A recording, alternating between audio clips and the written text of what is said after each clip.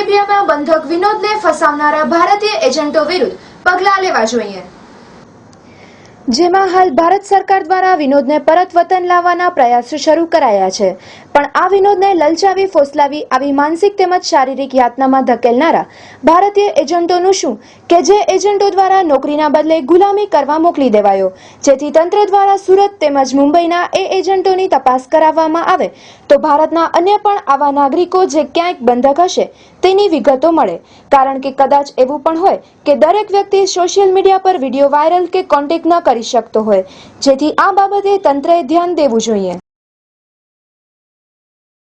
मैं इंडिया से आया हूँ मैं सऊदी अरबी में फंस गया हूँ सर। मेरे को जाने नहीं देता है सर, मेरे को बहुत मारता है, आता है और सीधा वो मारता है। मेरे को 2 साल ख़त्म हो गया सर, मेरे को जाने नहीं देता है, ऊपर से जुल्म करता है। हर महीने 500 रियाल दिया फिर भी मेरे को छोड़ता नहीं है सर।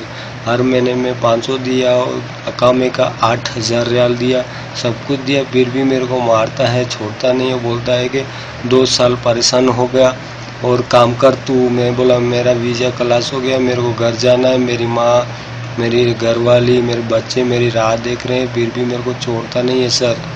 मैं बहुत कोशिश किया सर, मैं मकतब आमिल से लड़ा, मेरे को बहुत मारता था, फिर भी सर मैं मकतब आमिल में गया तो मेरे को उसका चाचा, भाई, भतीजे सब है उधर, मेरे को वग्गा करा के वग्गा बंदूक रख के सब मेरे से वग्गा करा के केस फाइनल कर दिया सर। मेरे को मालूम नहीं अरबी कैसे है, क्या क्या है, सब वो ऐसे ऐसे करे। ऐसा मैं दलित परिवार में से हूँ, दलित हूँ सर।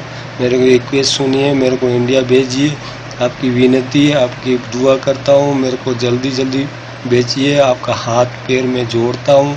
मेरे को जल्दी जल्दी इंडिया वाला सऊदी भेजा है, वो बॉम्बे का सर है सर। मेरे को परेशान करते हैं, आते जाते पकड़ के मारते हैं सर, मेरे को बहुत नुकसान करते हैं सर। मैं आपकी विनती करता हूँ, मेरे को जल्दी जल्दी इंडिया भेजिए सर। हूँ जीवराम रामजी महेश्वरी छूँ અને મારો ભાઈ વિનોદ રામજી મહેશ્વરી સાઉદી અરેબિયામાં ફસાઈ ગયેલ છે।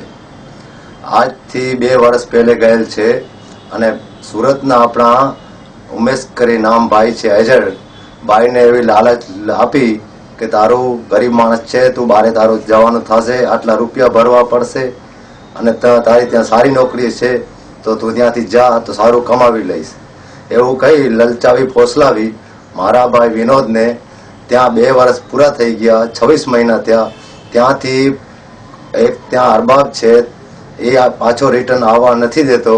તો હું એટલી વિનંતી કરું છું કે આપણા જેટલા તંત્રી ભાઈઓ છે, રાજકારણી મોટા મોટા વડીલો છે આપણા, તો આપણા ઇન્ડિયન ભાઈ ફસાયેલા છે તેની